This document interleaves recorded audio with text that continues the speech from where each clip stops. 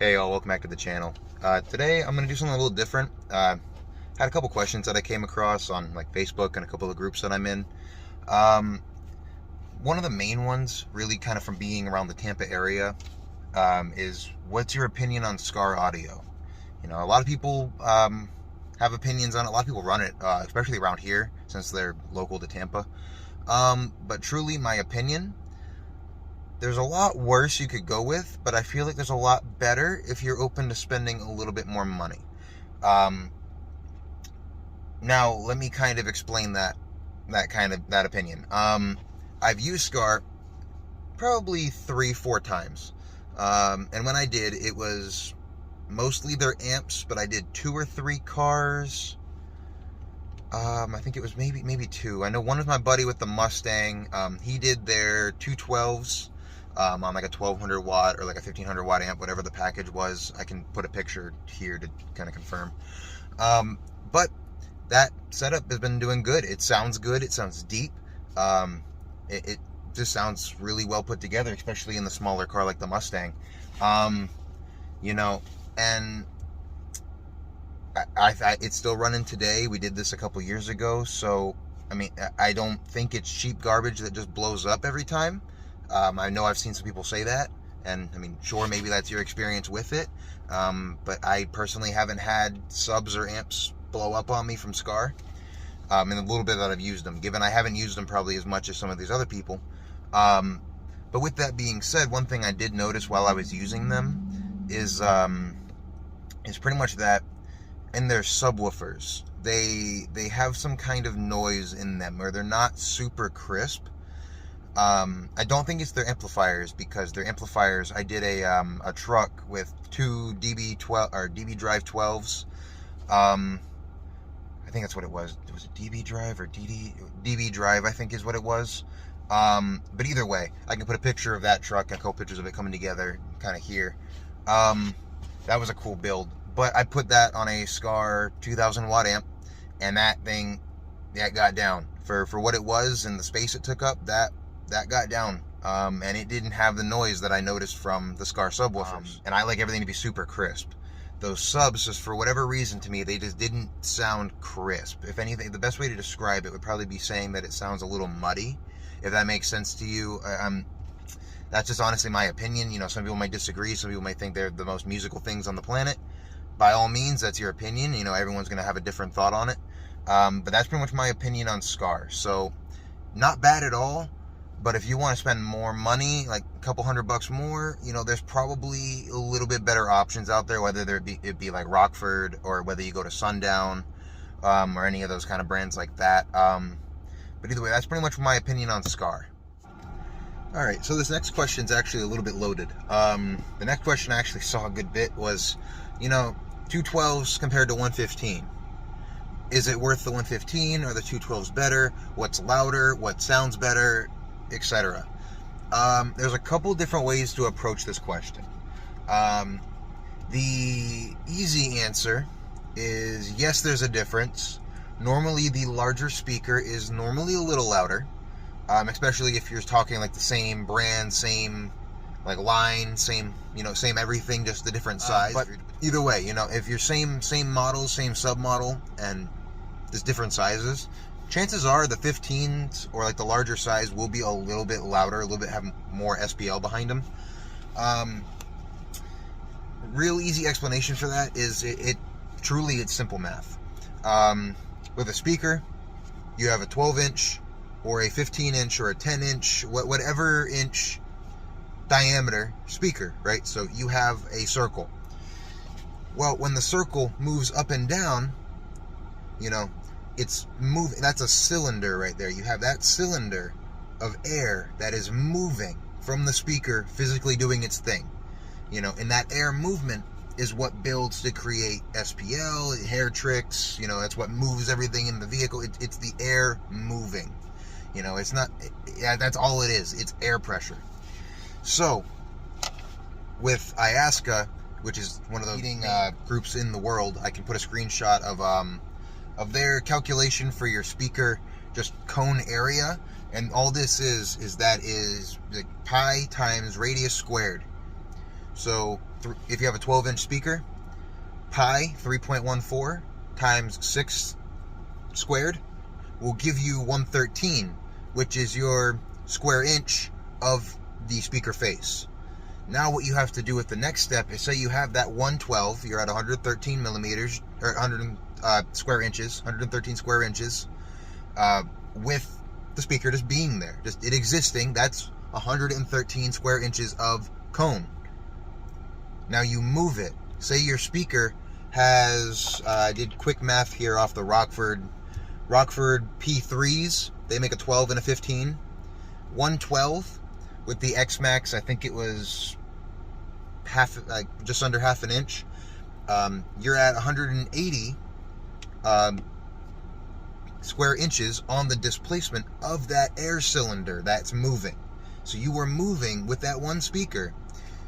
You are moving to 180 square inches of air, moving that thing at mechanical X Max. That is the most that thing will push, most air that thing will move. That is at the right frequency, all the way tilted. The speaker is maxed out. That is the most air you're going to move.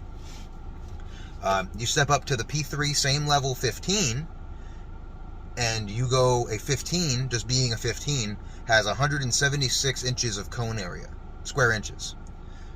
You add that by the X Max of the P3, which is half an inch, that puts you at 281 over the 180 for the 12. So you run that 115 against that 112, that 115 should run it. There should be no competition. It should be it should be louder, it should move more air. It'll sound a lot deeper just because it being a 15, that's just how they respond. But say now you get two 12s. Now you do that, you do two P3 12s, you're at 360 compared to the 281 of the 115. Now you're close. Now you are a little bit ahead. The 12s you might find out move a little bit more air just by the displacement. They should. The math says that the 12s will move more air than the 15. It may just sound different on the 15 compared to the 212s.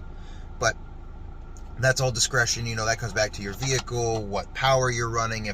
If you're comparing these and they're on the same power, the only way this math really makes sense is if the subwoofer is the only X factor. You're on the same power, same wattage, same everything, same temperature. That is the only thing that should make a difference. And in a perfect world, the 12s would be louder than 115. You go throw two 15s in there, compared to the two 12s, now for the 15s, you're at 562 cubic inches, or square inches, I'm sorry, of speaker displacement, compared to the 362. That is 200 square inches more of air moving, just air moving. You are moving that much more. No ifs, ands, or buts about it. So two 15s will be louder than two 12s. Now there are a couple speakers that, they're monster subs. They make 100-pound 12. Yeah, that thing might take down a 15 or two. But I'm talking about your average, run-of-the-mill, 750 to 1500 watt subwoofers, stuff like that. Normally 15s, number for number, amount for amount, normally the larger speaker will take it. Alright, I had to go grab myself some food for after I record this so I can eat while I'm editing, but McDonald's, not the healthiest, but they have the best Coke, so it works. But last thing I saw that I kind of wanted to touch on was, in a couple of my video, someone had commented asking about some fiberglass work and kind of talking about it. They wanted pointers or a video, a recommendation on where to learn how to design a shape from what I got. The thing with that is all the shapes, they're one-off to every project. With my box, I had the design that I wanted that faceplate to pop up away from the surface, so I had to build that in so that when I pulled the fleece, I got the look that I was wanting. So you gotta kind of have a pre-thought out idea about what you want it to look like, but then it really comes down to how you structure it and pretty much how you skeleton it is pretty much the best word for it. With my box, I had the back panel and the bottom, and then it has the little top piece that comes out like a little shelf. I can put a picture, here just to show you guys if you don't remember the video, or if you guys haven't seen it. Pretty much with that, you know, that's kind of the start of it all. So that's where when you fleece it, you pull everything to the edges, and you can see, if you go watch the one video where I'm routering the box and all sorts of stuff, I take a little groove off of the edge on every surface where I'm planning on nailing the fleece to. That's just so it has a place to lay. You know, it doesn't get all bunched up on the edges. It just kind of, it makes it easier and cleaner to finish and install. But I did that, and that's where you want to pull and stretch the fleece to, you know, and stretch and staple it to the actual piece. After that, that's when I fiberglass resined the entire piece of fleece that was stretched out. But you can also go back there and see that I had my amp rack popped up in the where I wanted it. I had the port poking out a little bit from the edge, which you can see in the box. You can see it got that shape. So this is all like that premeditated kind of planning that you have to put into wanting to build a shape like that. Like here's a picture of my sister's car before she sold it. This was a single 13.5 W3 on a 905. She had her doors done. I think they were all C3s from JL. And the whole car was run off this one amp. But point I bring that up for is you can see in the picture, the amp rack is actually built into the box. It's a separate area within the box, but it's all within the fiberglass work. So it's not a shared airspace. It's not just in there. There's no leak. It's all sealed. But I had to plan that box on top of the subwoofer enclosure, you know, and then account for that with the fleece on where everything was going to have to be. So you can do whatever you want. There's really no right, wrong way to do it. Everyone has like your basic kind of setup things. You make your base, you do your standoffs, you make your top plate, you know, you stretch the fleece, you know, then you can either sand it and body filler it and paint it, or you can carpet it, however you want to finish it, you know. So it really just comes down to the planning and to the design you have in your head. Because as stupid as it may sound, you know, some people, I've talked to some people and they just don't, like my buddy Tyler, he can't picture stuff the way I do. So I get some people may not be able to do that, but I had the image of my box in my head before I built it. So I knew what I was going for. It was more so a matter of, this is what I want, what do I have to do to achieve it? And that's where you can skeleton the box in. Like for instance, my old truck, my S10, my first truck, me and my dad built the amp rack in that, and that was pretty in depth. Here's a couple pictures of that. I'll put them up on the screen.